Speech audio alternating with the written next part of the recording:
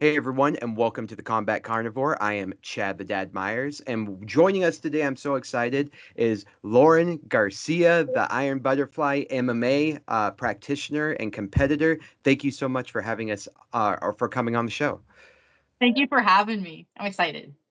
Absolutely, yes. I started this channel not too long ago, so I had a pretty big channel before, and I actually cut everything, started from scratch with this brand new channel. So you're helping me grow this new channel. So I greatly appreciate you coming on. I've been watching your story now for a couple years, and I'm so excited. Like I'm a fan, and that's the coolest part about this is like I'm interviewing you as a fan. So um, I could go on and on about your achievements, right? So you're BJJ black belt. I want to say yellow belt in Taekwondo, Black correct? belt taekwondo. Oh, sorry, not black belt. Oh my goodness, yes, black belt Taekwondo, yes, but Muay Thai, right? What belt? Oh, I'm not ranked in Muay Thai. Just Okay, Jiu Jitsu and Taekwondo. I thought I saw you doing Muay Thai fight. Was that I mean, something? no, No. I've never done Muay Oh, Thai. I've done boxing. I've done boxing in the past, but maybe I've it was never done. boxing. Okay, Yeah, maybe I mixed that up. Sorry about that. no, it's okay. Heck yeah. So regardless, you're very well decorated. So I would like you really quick just to explain to everyone listening what your achievements have been in the jiu-jitsu world, the taekwondo world, and the MMA world. So I've been competing in Jiu Jitsu for almost, I would say maybe on and off 10 years if you don't include the time when I had my daughter. And then I am a MMA currently going pro soon. I've had 4 or 7 fights, and I used to hold the Epic Championship belt for a while. And now I'm doing other things. I'm doing combat jiu-jitsu now, so it'll be my first one coming up. So Yeah, I love combat and jiu-jitsu. everything. I love combat jujitsu. Tell me what you're feeling about the combat jujitsu world, like how you're training for it.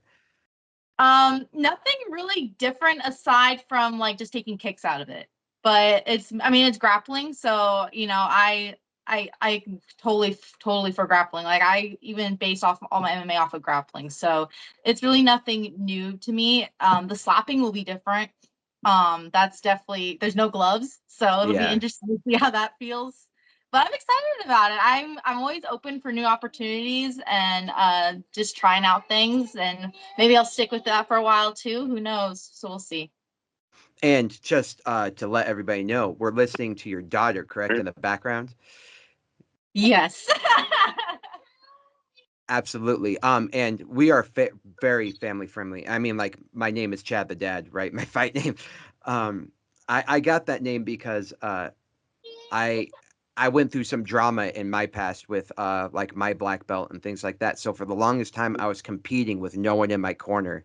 And the only Mhm. people who were in my corner were like my kids, and one of them being my daughter. And she was always, Dad, do this, Dad, do that. And finally, That's so someone, cool.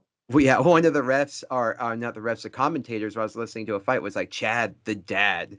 And it just kind of stuck. And so, anyway, very family friendly. How old is your daughter? She is 5. She'll be 6 in September. So yeah, she's a handful. Absolutely, and they should be. We should be, I think, taming beast rather than, I mean, so like getting children to submit. So, like, I, Right. Taking I up and think it's letting good. them unleash when they need to, you know? Yeah, yeah. I think when they're a handful, that's a good sign. That's a very good sign. Oh So, no, absolutely. yeah, and this is one of the main reasons why I wanted to interview is because you're decorated in multiple martial arts, and um, especially like having both the skill sets and the technical skill sets of Taekwondo as well as Jiu-Jitsu, taking that all the way to MMA, and even doing that like the joining of combat Jiu-Jitsu. That's incredible.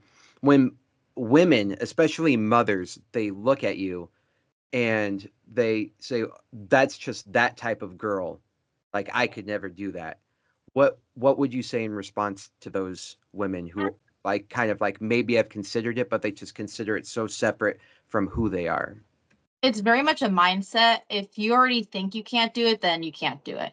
But I believe that if you need to at least go try it. I don't think everyone who's a lady who's going to do jiu-jitsu, I don't think everyone has to be a competitor. That's kind of what I went along after doing, because I thought that was interesting. But I think if you want to try it, then why not? There's not very many women in jiu-jitsu itself, along with MMA. So we're constantly, as females in the sport, trying to build up the women, the women's side of the whole thing. Right. So yeah, definitely. If you're a female and you're really looking to try jiu-jitsu and it seems intimidating, it's really not. And what makes it not is the type of gym you're gonna walk into. You got to make sure that you're comfortable and that you feel like you can train with everybody there, because that's a big thing for women too. Is like, because there's a lot of guys in the gyms, but they're all there to help you as much as you want to learn. So I Right. just go for it. I know that and it's inevitable almost that there's going to be some creeps in jujitsu, but I would say 99.9% of the guys in there are trying to harbor like a very nurturing environment for women to feel comfortable, to make sure that they learn, and they're not trying to cross any boundaries. They want you to learn. I think almost every male in jujitsu is on the same page of empowering women to learn martial arts and how to defend themselves, especially through jujitsu. Yeah, absolutely. Good. So, um, and let me go ahead and explain what this show is all about. So the combat carnivore is something I'm done recently where I have gone taken my diet to a complete extreme of carnivore, and it's healed me. It's taken me from being in a very sick place for like 10 years and finding some healing where I went from wanting to die to wanting to thrive. And I love that I've been able to do that. And then I am a jujitsu black belt, and I am a big philosopher, or I try to study philosophy as much as I can. And as a result, I think we can heal the world through, I call it steak strangles and stoicism. And uh, mostly though combat veterans. So I'm a veteran myself, and I'm trying to show veterans how important jujitsu should be, and in your case, female veterans, where we can kind of start navigating this kind of, I guess, stereotype that these sports are only for guys. And that I've seen some of the most gentle women and some of the most soft moms become such killers in the sport. And you're a mom, you know what I mean? Like being a Mhm. mom, I feel like probably made you a better fighter, made you more Oh, definitely, intense. it definitely did. I mean, I started, martial arts before I had my daughter, and the difference from being like single and being able to focus on myself to being like, now I got a kid, it's a whole different animal. It's almost, as they say, like mama bear kind of. They're Hmm. like, it's totally different. So you got to, be there and be present for your kid, and also show them the example of like how strong you can be and how strong they can be. So I definitely, yeah, any women like that, like they should be showing the example to their kids. Like, yeah, I can, I'm soft, but I'll whip your ass if I need to. Right. That's actually a very good point, is what kind of example you're setting for your kids. Like if I can do it, that definitely means you can do it. And then the way your kids perceive you for the rest of their life is like, my mom chokes people. My mom like takes down dudes. Yeah. Is that how you feel? Oh, absolutely. I feel like I will be the cool mom at all the school meetings in the future. You already are. Yeah. So that being said, when, if not already, will your daughter do jujitsu? I've never actually pushed it on her. She does come to training with me occasionally, and she likes to watch. Um, I eventually would like to put her in. It's more so for my comfort level of like, is she gonna sit there and listen? And obviously everyone's like, oh, just put her in, but I don't want to force something. Hmm. That's not, because I wasn't forced into doing jujitsu. I wasn't forced into doing MMA. So for if she wants to do it, cool. I'm totally down. I might still just have her try it just for the sake of her knowing self-defense. I always Right. believe every kid should learn some type of self-defense at some point or another, whether that's later on in life or early on in life. Um, so we'll see. I'm hoping to do it this year. I'll talk to her a little bit and see if she's interested, because we'll be training doing MMA, and she's punching the bag or just sitting there and watching me, and she's all cheering me on. So, Right. kind of cool to have a little mini buddy to train with. Absolutely, a mini you. Yes, that's the craziest part. My daughters have no choice. Like my Um, two daughters, they have to learn it, and until they become teenagers, at least. I was like, they're That going to have makes that sense base though. skill. Yeah. Yeah, yeah. At least, especially for, I'm sure it's self-defense, I'm assuming. Oh yeah, But exactly. Like no, if yeah. they can take that into their like take that into puberty, like they will have that skill for the rest of their life.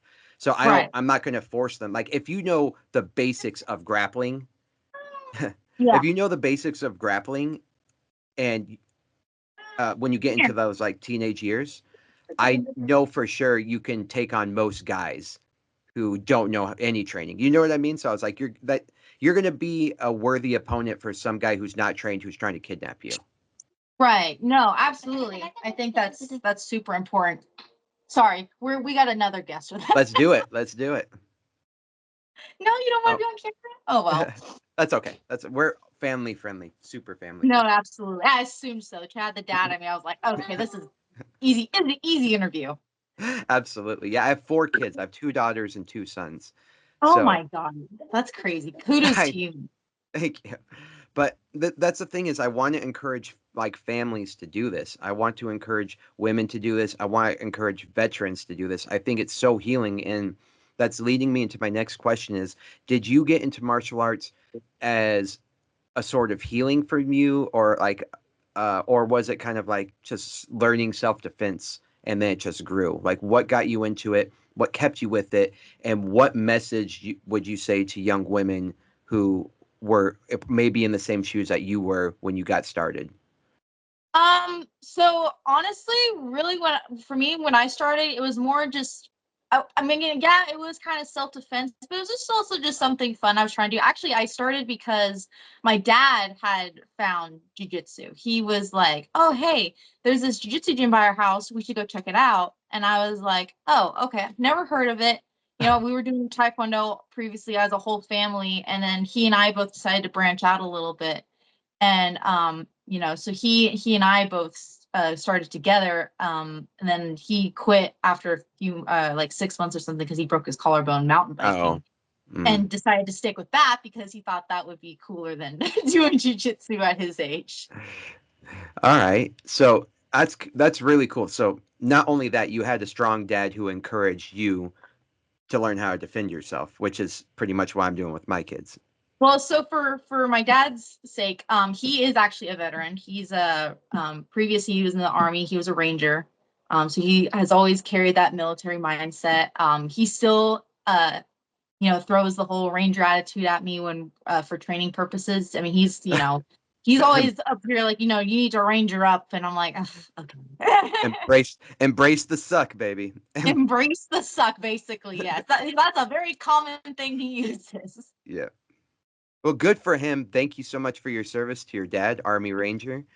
I served in the Army as well. I was search and extraction in the Army, and so um, I I know what he's been through a little bit, and on a very diverged path, but I greatly appreciate his sacrifice. And I think it's awesome that he probably took a lot of that discipline he learned from the army and implemented it into you. And now you're taking that into your MMA career, which is awesome. So thanks to your dad. What's his name? His name's Eric.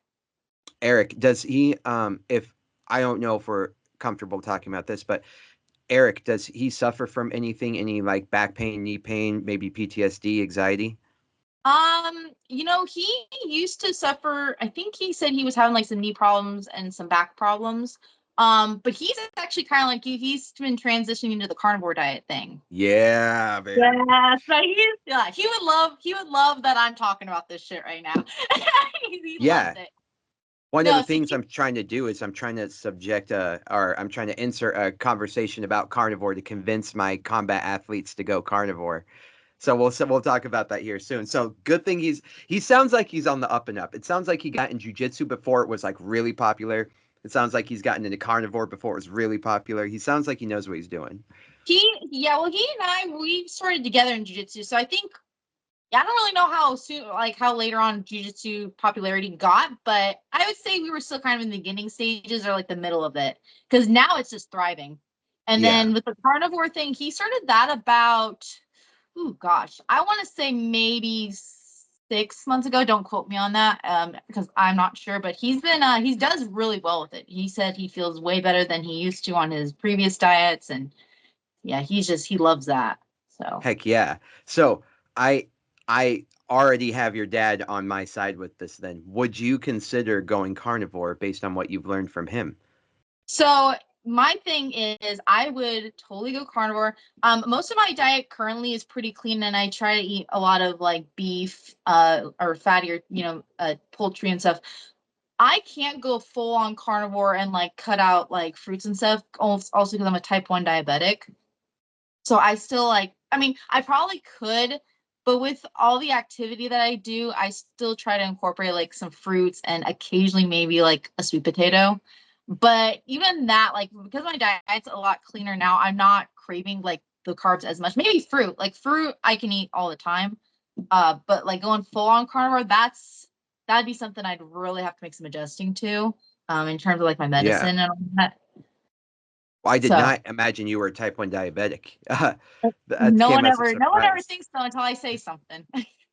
So that was actually the number one cure for type 1 and type 2 diabetes before they were able to isolate insulin was they were forced to go on a no carb diet. And all the way back to like there's this man named Dr. Salisbury, which is the Salisbury steak is named after him. I don't know how that exactly worked, but it's one and the same. And he would cure people from anywhere from like autoimmune disorders with going zero carb. So before there was insulin treatments, there were type 1 diabetics, and they were usually cured through um, going on a zero carb diet. And I believe they called it the Stone Age diet before we forgot about it and started renaming it to a bunch of different things. But was Mhm. so like I know plenty of doctors who are treating type 1 and type 2 diabetes completely with this diet. I would have to look more into it for the type 1 diabetics. I know more about autoimmune disorders. Uh, but if that were a possibility, would you consider it further? Oh yeah, absolutely. I mean, I've seen my dad loves it, and honestly, I can't turn down a steak. So Yeah.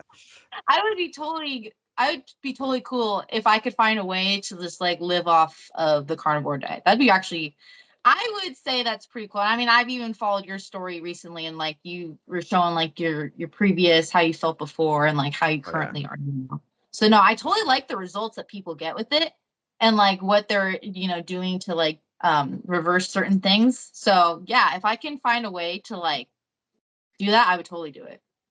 Yeah, it's weird because a lot of people you normally would say like, "Well, I'm an athlete, so I need carbs and this, that, and the other thing." And I would say I'm a prime example of someone who competes frequently, and now I haven't had a carb in a few months, and I've been carnivore for like a year, but I was still having carbs through like dairy, but I haven't had a carb in a few months, and I just competed in the cage as a black belt, and I felt incredible, like no what's it called, adrenaline crashes. You know how so you're a competitor, you know how you do like maybe I don't know, like 1 or 2 minutes in, and then you feel like the adrenaline dump, and you like just have no Yeah. feelings in your arms. I didn't have any of that. I just felt calm, collected, and when I needed to kill, I could kill, and that Oh wow. was so weird. It was like I turned primal.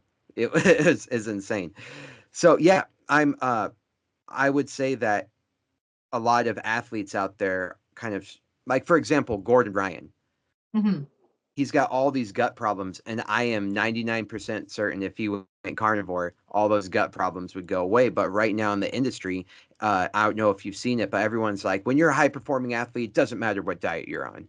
And that's what all these jujitsu guys are saying. And I just kind of want to give a counter to that or a rebuttal to that. I actually agree with you because like I've had friends or people that and they're all guys.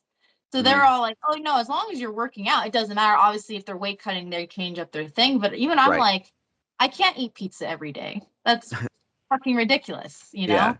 I There's just things that I don't do myself. Like I try to eat super clean for the most part. I mean, no, I'll have my occasional cheat day once a week or whatever, but like I'm not, eating burgers every day. I'm not eating, whatever junk food it is. But no, I totally agree. It's like, it is your nutrition is how you're going to perform. And I totally I 100% agree. side with that. So whether that's carnivore or whatever you're doing, it still should, it should be making you perform well along with all your training and stuff. Because you can lift all the weights and you can do all the cardio, but if you're not, obviously if you're not fueling yourself properly, then what's the point? Yeah, I'm in a complete agreement with that. Um, the one of the reasons I would say is so when you hit the wall and then you run past the wall. So it's like, Yeah. God, like I'm just exhausted. All of a sudden you get your second win, they say, right? Your second win. That is actually you burning up all your carbs, I want to say the glutamine, and now you have to start using the ketones in your body. Mm-hmm. And what's cool about being fat adapted is you're always running on ketones. So it feels like you're always past, like in your second wind, and you don't have these drops, and your energy is like always balanced. And what's really cool is your fat stores, the process of burning ketones is very similar to the process of burning extra fat. So even when you run out of ketones are like uh, primed in your system, you have this entire ginormous reserve of fat in visceral fat and wherever it can pull from in your body. So it's like you have this unlimited source of energy that you can pull from. And as a result, this one guy, he was one of the leaders in athletic performance and science, right? I don't remember exactly what he was in, but he was one of the leaders in getting athletes to peak performance. He was the big carb thing, like uh, how to get carbs in you while you're running, while you're performing in these events. And he was like, I am wrong. And he's trying to convince everybody. He's like, I was wrong. You want to go keto, you want to be fat adapted. And he's just been ridiculed. And so one thing he did is he once he got fat adapted, he ran 5 marathons in 5 days, all fasted, not eating a single thing. And I believe on the fifth day he ran the Boston Marathon. So on the fifth day of not having eaten, running 5 marathons in a row, and before he ate something, and I think he ate like a burger or something afterwards. But that just proves that you have enough energy to run, in your body by Mm-hmm. itself. So that would be my other argument is just being an athlete, you know what it's like to like go up and down with energy and how to refuel yourself, right? Right. Wouldn't it be attractive as somebody who's a high level competitor to have an unlimited fuel source? Oh, absolutely. That's being better than like in terms of like cardio and stamina. Absolutely. I feel that's a dream, honestly, Yeah, for a lot of people.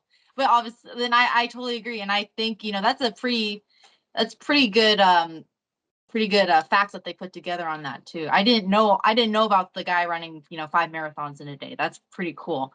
But I like when people can prove their theories. That's what I like. If you don't have a theory, then I'm not going to believe you. But that right. that that I can believe. Yeah, like the way they put it is like if this were a drug, it would be flying off the shelves. Right? Yeah. Because you just have to go grab it. But like, no one wants to put in the effort to like look up what's good for your body. They see it with a name on it, and that's it. And obviously, we don't know what's in that. Right. Like for example, when I got back to my fighting weight, I was always around like 150, a little bit above 150, and it would range a little bit higher, lower, depending. And I didn't think I had that much fat to lose. You know what I mean? Like I would have to cut to get down to like 145 or something like that. Since I've been on this diet, I've been at, like consistently right above like 141. Oh And I wow. I didn't even think I had fat to lose. And I feel like I put on more muscle, but I'd have no idea where that fat came from. Like, so you know what I mean? It's like sometimes you don't even realize how metabolically unhealthy you are when you think you're doing all the right things. So Mhm. we just goes to show how much you may or may not know, especially for, and I guess that's going into weight cuts. Like, I think going carnivore weight cuts would be so much easier on the body because you're fat adapted, so you won't be drained of energy and starving yourself. I mean, I do kind of do that when I'm weight cutting. I mean, it's been trial and error for the past however many years I've been doing MMA. But the one thing that we switched up as of, I think like last year or maybe just a little bit before that was going just like no carbs, and it's eating as much fat and protein as you want. Obviously, I do limit my carbs because of being diabetic and stuff. I will have, save maybe 50 grams for just 50 Hmm. grams for the day, just to say that's my little cutoff there. But usually I don't need it. But yeah, I've noticed a big difference because the fat and the protein they get used up pretty well during the whole cutting, and it burns my metabolism faster. So no, I totally love that. Go more into that because I've never met anybody who's actually done a weight cut for carnivore. Like when I was about to, weight cut for, or I guess weight cut for this, I didn't need to. I was already like 4 pounds under what I agreed to fight to, just naturally. But so you've done a weight cut utilizing a high fat and protein approach. Can you, Mhm. one, tell us how that went and how it compared to other weight cuts? And I guess what was, let's start here. What has been your biggest weight cut? My biggest weight cut was I was trying to well, it was a failed attempt, but it was the most ever cut. I was trying to get to 45. I normally fight around 155, and I was sitting a lot heavier. I mean, on average I was usually walking around 175, just for an example. And so we were trying to cut to 45. Now we were still incorporating like carbs. And the bad thing too was like we were trying to cut early on. You know how everyone's like, oh yeah, I'm gonna just start losing a couple of pounds here and there. And then once we get to the last week is when we cut the rest of it, right? Well, we were still doing like, potatoes and rice occasionally with my meals, and it wasn't working. And then we as after that we started playing around with higher protein and higher fat. So like a lot of my meals, and it's usually like maybe three, it'd be a lot of like eggs, and Hmm. then usually like some type of ground beef. Obviously everything's unsalted because we're weight cutting, and I do all this within like 5 days, and the best I can do is maybe 20 pounds in a week Mm, off of okay. just protein and fat. Occasionally I would substitute in some type of vegetable, maybe just to give myself some type of, you know, carb per se. But really, even the vegetables weren't something that was like, oh, I really need it. It was more so just making sure I'm getting like my fats and my proteins, just like, steak, chicken, eggs, and eating as much as I want in those 3 meals. And yeah, I had really good results off of that. So, okay. So you had a lot. So would you say that your results from the heavy fat and protein based was significantly, I guess I wouldn't say more enjoyable, but easier than traditional weight cuts from the past? It would be easier if I had salt, but Yeah. in terms of like energy levels, my energy Yeah. was way better. Okay. Awesome. Yeah. So yeah, when you eat a steak without salt, yeah, I get what you're saying. You Yeah. you know what I'm. Yeah. Salt makes everything significantly better. I know this is a weird side note, but our ancestors used to eat eat the meat with blood still in it. They didn't like Mhm. drain all the blood. So it was Right. all the electrolytes were in the meat already. You didn't need to add something like salt in order to, it was already salty. So it makes sense that we are in love with salt when we go like more carnivore. Right. Yeah. You want to come over here? Oh, okay. It sounds like a 5-year-old girl. That's It is. thank you, but thank you so much for taking time out of your day and mothering to do this with us. This is seriously awesome, and you're an easy sell, right? To, trying to get someone to go carnivore, and then also talking about getting mothers or women involved in aggressive sports. One of the things I loved about the Spartans when I was a kid is they had their women become like wrestlers and fighters as well because they thought that they would make stronger kids, and Right. that's actually turns out genetically like true. Like you make women strong in society, it makes the entire society stronger. And I think we need a more uh encouraging environment to convince women to be badass women and to be strong moms and to be able to have that skill, and that mentality and that mindset to raise any type of child that they might come across as they have kids. Because I think weak moms make for some horrible children in the world. Mm, Yeah. yeah. Like my wife, I got this teen, I mean, he's 15 years old, but sometimes he mouths off and my wife is like, I'm going to beat your ass right now. Like, because she's done Muay Thai and she's a purple belt in Jiu Jitsu. You know what I mean? Oh, But she's formidable. He can't, what I mean? It's going to be he can't just size her up like a lot right. of teens do to their moms. Mm-hmm. Yeah. No, I So love anyway, that. I love your wife already. And I haven't even met her, but I love her. she's awesome. She's formidable for me too. She's ready to fight me at any time. I, I can't I say I anything. can sympathize with her. um, yeah. So you this was a super awesome interview. And do you have any insight for us when it comes to do you have any insight when it comes to getting these women more involved? Like, what would your push be? What would your recommendations be? One, and how to do it. So the strategy of doing it, and straight advice to those women. Well, the first thing is, don't just settle. Look around, find what you feel like is going to be comfortable. Find a gym that you're going to be comfortable training with. Meet the people. Second, just starting, just do it. There's nothing you're going to regret than not doing it. So if you did it and you don't like it, fine. But if you do it and you like it, then you're not going to regret not trying it later on. And there's so much that I could say to convince women, but it's more so just like you're going to feel mentally better about yourself. It's such a confidence booster. I mean, as when I was a lot younger, I was very, I was insecure, I was shy, and jujitsu in general, or just martial arts, has really brought out my self-confidence in myself. And I feel like a lot of women lack that nowadays. And I feel like that's one thing that jujitsu or martial arts can help with a lot of people.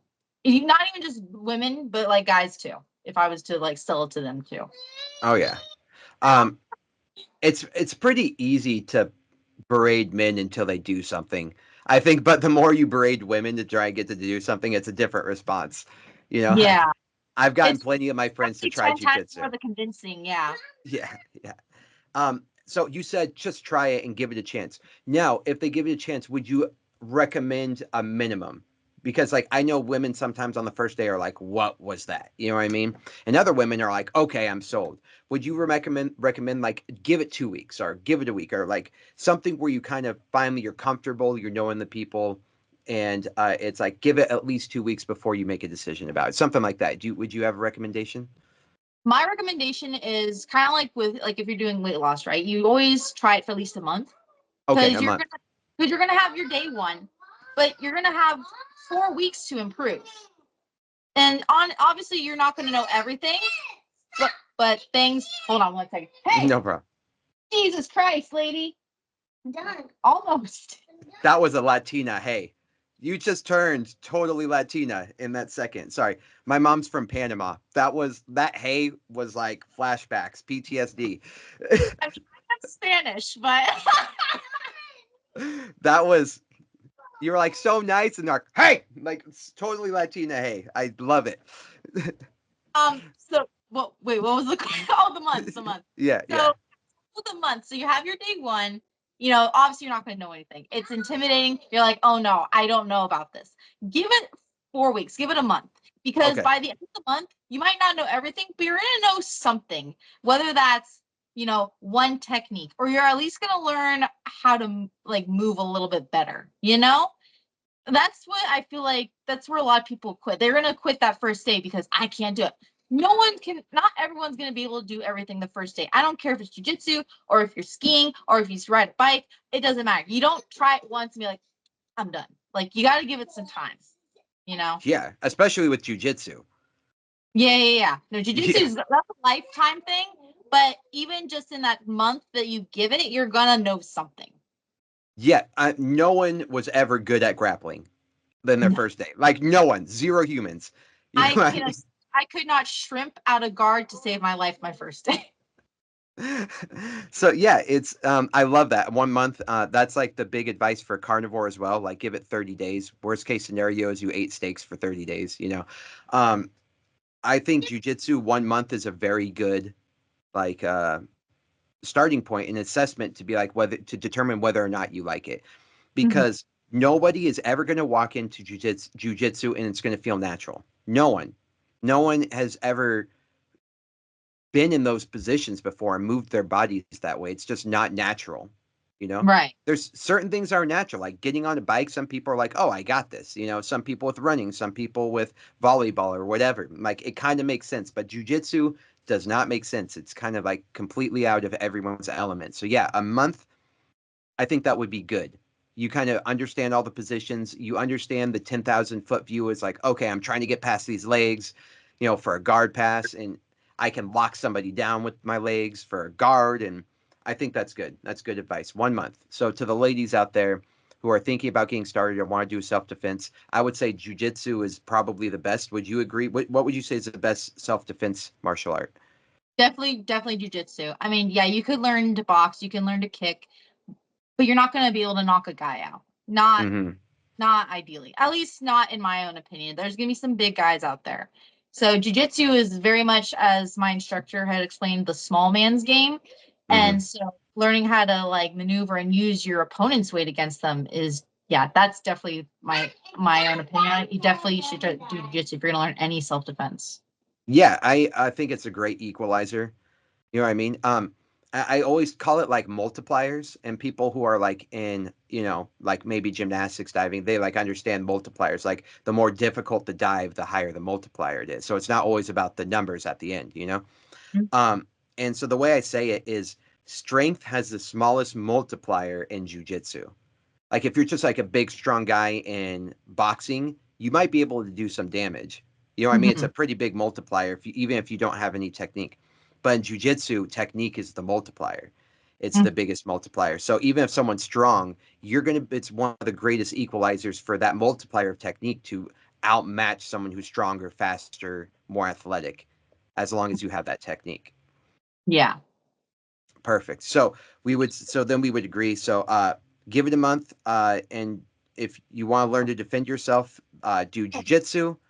And I think that for women, especially mothers, I I would say find your local gym, try out multiple gyms. Now, Mhm. this is where I come in for my sales pitch. So I have, would you consider it if they can learn a certain amount of techniques, understand the culture, understand um, the 10,000 foot view before they even walk in the gym? Like, for example, if you understood what side control and guards and guard passing and what your goal was, when to bow, where to line up, things like that, and you kind of got a sneak peek into a gym before you could go in, would that be a lot more confidence, or would that build a lot more willingness to walk into a gym for the first time? Like, give you the confidence to do so? You know, I never even thought about that, but actually, I do like that idea because now it's given the people a visual of like what they could learn instead of just walking into a gym blindly and like, oh my God, what's this? Yeah. Like, we're actually explaining it to them and giving them ideas like, you could learn this or you could learn that. No, I do like that. Like a visual. I like that idea. Yeah. I mean, a lot of times you walk in, you have no idea what these gis are. People are lining up and bowing. And then some professors up there like, this is inside Sikaku, Ashigarami. Like, you And like, yeah, they're like, what? and like, why am I getting into the missionary position right now? Like they don't, it's, it's just in left field. And most people don't have a very good job at all with an entry and a welcoming of new students. It's just like, Mhm. go there and you're going to learn and just stick with it. So what I have done is I've created a course that's a full introductory guide to jujitsu. It brings you from being inside your car and walking you in to being like, hey, this is probably what you're going to experience when you walk inside. This is like the bowing, no shoes on the mat, always shoes in the bathroom, and like this is where people generally line up. Kind of like I've been to a lot of schools, and this is kind of like the general concept we all do. And then I Mhm. go over every major position and kind of like a transition for each one of those, why we're doing it, why it's dominant, why it's safe. And I kind of show everybody at least one transition from every primary position, and one submission, one escape, and it's just like it tells you why you're doing everything. It's giving you the context. And the way I say it is, by the time you walk into your first gym, you will be already speaking the language. People are going to be like, "What gym did you train at?" Like, because you kind of get the gist of what's going on. I think that would be like giving the sneak peek of what jujitsu is before you walk into a gym for the first time. Would you think Yeah. that would be a good idea for people who are thinking about getting started? Yeah, no, I actually do like that idea because I remember when I first walked in, I didn't know what jujitsu was. There was no videos or anything like that. I walked in blindly, not knowing what guard was, and I was like, okay. But yeah, so having like the visual would be, I feel like, really beneficial for a lot of people. And actually it might bring a lot more people in too, especially Yeah, what you're showing instead of just like walking into it, because not everyone knows what jiu-jitsu is, but they see the videos and they're like, oh, that's kind of cool. Yeah, no, yeah, I exactly. would totally watch the video and join a gym. Right? Yeah. And I also think it's going to be very good for coaches and gyms because I think the recidivism rate will go up because it's not, you won't go there and get like, drinking from the fire hose. And it's like, I need some place to like make sense of all this. Instead, like they're going to be able to go and watch these progressive videos, getting them from knowing nothing to competency. And like they're not, everyone's not going to be speaking a mile above your head. So Right. I think that's going to be good for gyms to keep them coming back, to keep that conversion rate up. I mean, to improve that. So that's my opinion. My goal is to get as many people in jujitsu and to keep people in jujitsu. Yeah, no, I do like that. Perfect. So yeah. So what I have in the link in my description, especially for combat vets, because I think it's extremely important for combat veterans to help. They have enlarged hippocampuses, hypothalamus. Their fight or flight uh, mechanisms are swollen, and I think jujitsu is one of the best ways to put people into a state of fight or flight, and they have no option but to get to the other side, to find out that even though it feels like they're dying, they're not dying. And Mhm. so I think jujitsu is one of the best places for that. So a lot of combat veterans have major social anxiety and they're worried about how their PTSD is going to trigger during those scenarios. And so I Mhm. think this would be a great way to show like in that intro course that we have, we also have like a lot of advice like about breathing and staying calm and what being a Mhm. martial artist is. So I think it'll be very good for them. So if you guys are watching this video, please look at the link in my bio. If you're on my Instagram, in the description, if you're on Spotify or YouTube, it's going to take you to that link tree. And it's going to go right now. It's called the X Martial Jiu Jitsu Academy, and it has everything in there. And it's a cool online community where you can ask questions. There's a whole community of us. You can watch the videos. You can engage people. You can start to learn the jujitsu culture. As you know, the jujitsu culture is hilarious and weird, and it's in left field. All the memes, all the jokes. Mhm. We don't take ourselves very seriously. No, Like we do. we make fun of ourselves left and right. Like the main joke is that we're all not good at jujitsu. Like Yeah. it's a very different field than like the Muay Thai. You know what I mean? Like the Muay Thai is a completely different culture than the jujitsu crowd. So Yeah. uh, I think it's the way I always want to imagine it is taking a piece of the jujitsu community home with you. Mhm. You know what I mean? It's like I want to ask questions. I want to know more about this. Um, but I only get 1 hour a day when I'm at the gym. I wish there was an online community that was like the gym, and then I can get all these questions answered and watch things I know that are working, and it builds on one another. So if you start with us, the more the instructionals go down the line, it's building on all the same concepts. And so that is the online community we made. So check out the link in that description if you want to get started, especially after all the advice that Mrs. Laurynn Garcia has given us. She is incredible, and I strongly suggest going to check out her Instagram, which is Iron Butterfly underscore MMA, correct? Yes. And she is inspiration to not only female martial artists, but martial artists everywhere. Do you have anything that you want to plug or point to that going on in your life that you want people to see? Well, first of all, just thank you for everybody that has been following me on my martial arts journey for whoever knows how long. I mean, if you were there when I first started my page, awesome. Say hi to me at some point. I do have my combat jiu-jitsu fight coming up in San Diego here under Subversive. I do have, if you go into my bio, I have a link there you can buy tickets at. And if you go buy tickets and you scroll down, you can click on my name and I get credit for it. So you guys Where's should that definitely. link? Is that link in In your my bio? If you go on to my under my bio, go under Iron Butterfly underscore MMA. In my bio, I have the link linked there, and then you guys can click the link and then go buy tickets and just look for my name when you click down on the drop box. And yeah, and if you do come, I hope to see you there. Say hi to me, or just say hi to me on my Instagram. Perfect. What I'll do is I'll make sure your Instagram link is in the description for this. So that way they can get to that quickly. I'm so excited for you to do that fight, and I'll be supporting you. Um, if there is any sort of support that you say you want specifically in terms of uh, like how would I say that? Like subscribing to your, or I guess what's the word on Instagram? Following you on Instagram or anything like that. Is that where you would want people to follow you?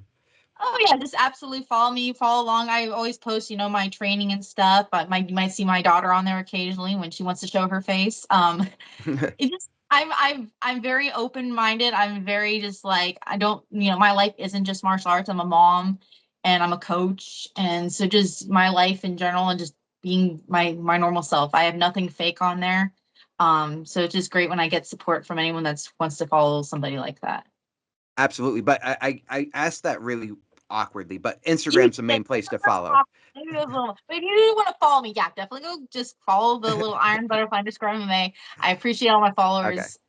Oh, Yeah, I don't know why I asked it that way because exaggerate like on for that. me, I like because I'm trying to get people to the YouTube and the community and things like that. So I'm like, is there somewhere I want to point people at? But I couldn't think of the right words to say. But yes. So yeah, it's right. That. It's yes. Instagram. So Iron Butterfly underscore MMA. What a beautiful oh God, I should have asked that from the beginning. I don't know why. Okay, I have to ask this. Why Iron Butterfly MMA?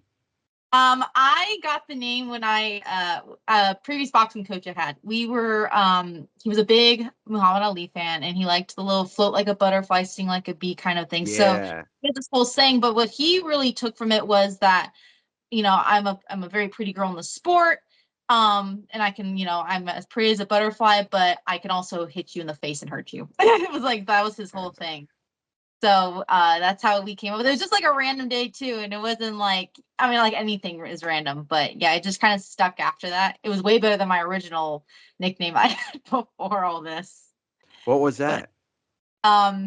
the if you knew me back then, it was the orangutan. The orangutan. I like that.